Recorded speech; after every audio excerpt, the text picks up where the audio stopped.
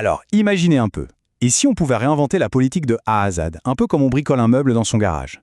C'est le point de départ, assez déroutant je dois dire, d'un essai qui a fait pas mal de bruit en 2007, un manifeste formaliste.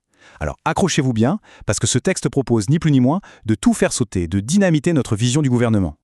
Bon, pour y voir plus clair dans cette idéologie vraiment hors norme, on va suivre un parcours en 6 étapes. On va commencer par sa critique du monde actuel pour arriver petit à petit à sa vision pour le futur, une vision, vous allez voir, assez radicale.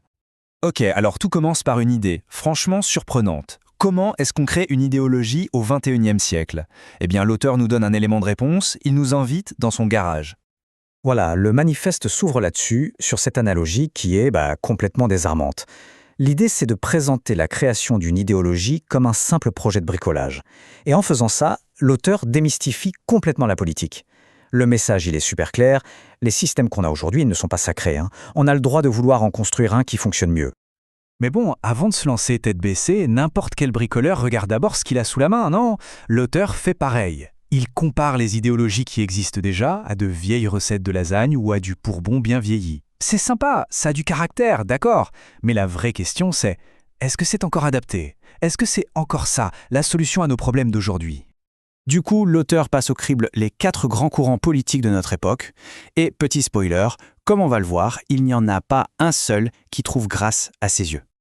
Et là, le verdict est vraiment sans appel. D'abord, le progressisme, tellement dominant qu'il ne se remet même plus en question. Ensuite, le conservatisme, il se contente de freiner des 4 fers, mais sans jamais proposer une autre direction. Et enfin, le libertarianisme, cette belle idée sur le papier qui, d'après l'auteur, ne fonctionne juste jamais en pratique. Bref, pour lui, aucun de ces systèmes d'exploitation politique n'est capable de gérer le monde complexe dans lequel on vit.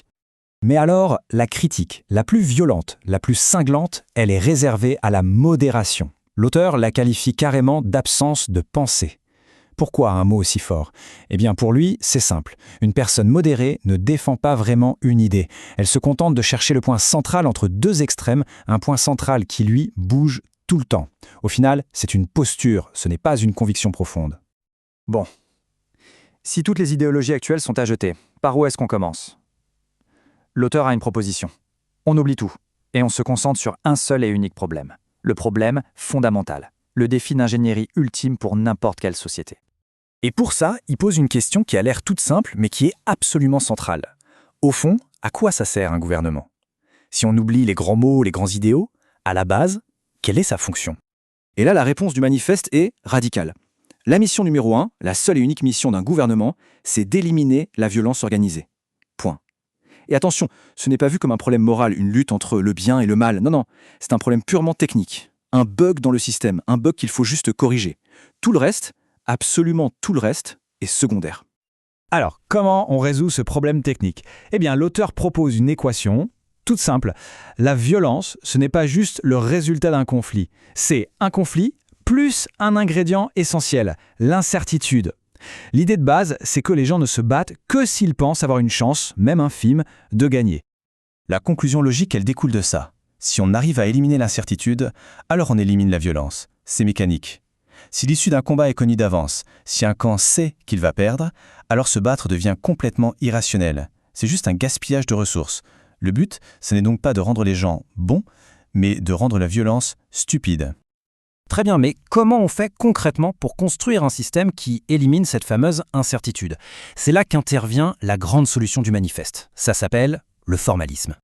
Le formalisme, en gros, c'est comme une mise à jour du système d'exploitation de la société. Et ça se fait en 2 étapes, pas plus. D'abord, on met en place des accords inviolables, des règles du jeu tellement claires que personne ne peut les contester. Et ensuite, on définit de manière absolue qui possède quoi. La propriété doit être limpide, sans la moindre zone d'ombre, du portefeuille de chacun à des villes entières. Et c'est là que l'approche devient radicalement pragmatique. Il faut bien comprendre. Le formalisme ne s'intéresse pas à la justice ou à l'équité. La question de savoir qui mérite de posséder quoi ne se pose même pas. Non, le formalisme se contente de faire une photo de la réalité du pouvoir à un instant T.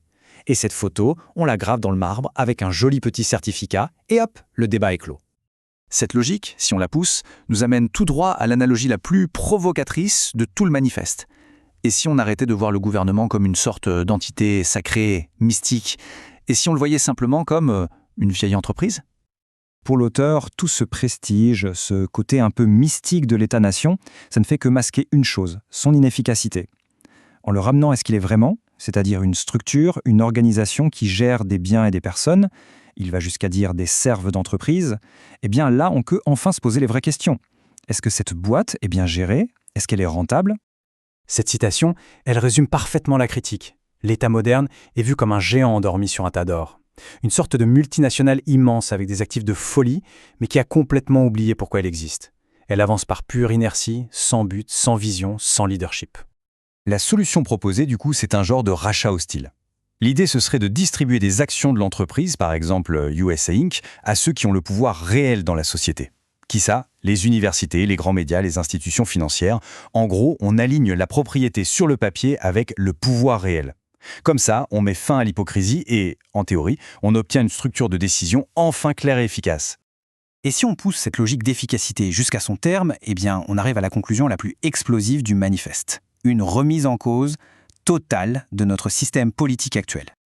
Du point de vue formaliste, la démocratie, c'est inefficace. Pourquoi? Parce que ce n'est rien d'autre qu'une guerre symbolique permanente. L'auteur va même plus loin. Pour lui, si les pays occidentaux ont si bien marché après la guerre, ce n'est pas grâce à la démocratie. C'est parce que le vrai pouvoir était détenu par une administration, par des fonctionnaires apolitiques. C'était une sorte de formalisme qui ne s'assumait pas. Et pour bien faire passer l'idée, l'auteur nous présente une étude de cas, avec deux modèles qui s'opposent. D'un côté, on a Dubaï, une entreprise gérée par une famille, zéro démocratie, mais c'est stable, c'est prospère. De l'autre côté, l'Irak après l'invasion. On y a implanté une démocratie et ça a sombré dans le chaos. La conclusion de l'auteur est brutale. Pour lui, un ordre stable, même s'il est autoritaire, vaut toujours mieux qu'une liberté qui mène au chaos. Et donc, l'idée finale, c'est de complètement transformer notre rapport à l'État.